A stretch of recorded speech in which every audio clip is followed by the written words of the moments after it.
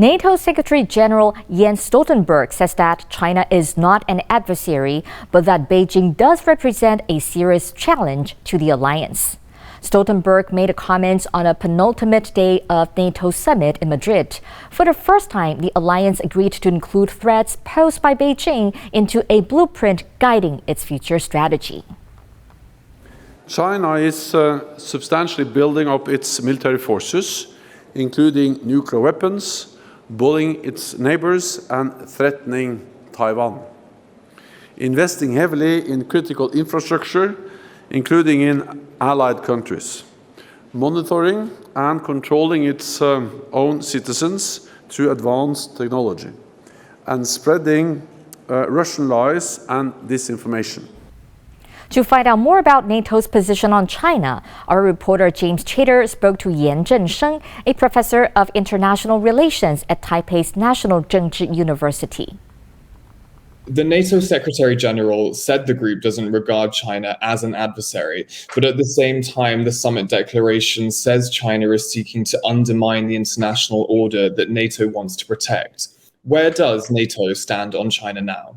After 2019, I think NATO started to pay attention to China and the potential threat of China against the rule-based international order.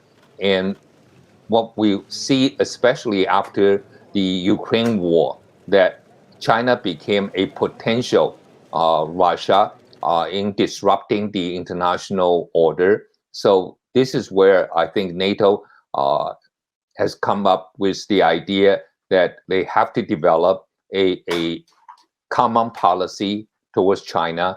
China has said any NATO expansion in Asia will stir up conflict in the region. What steps could China take to undermine NATO's new strategy? I think the most important thing is China has to convince NATO, United States, or the international community that China will not stand on the side of Russia, because that was part of the aggression. And then China will not use force in the East Asian area, maybe except when Taiwan declared independence. So this is one area. I think even the United States will agree that Taiwan should not unilaterally change the status quo.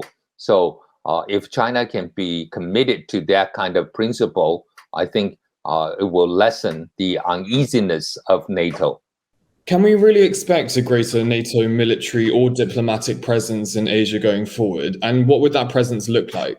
If you look at NATO, the European countries, I don't think they will be heavily involved in East Asia. Maybe, joining some kind of military exercises.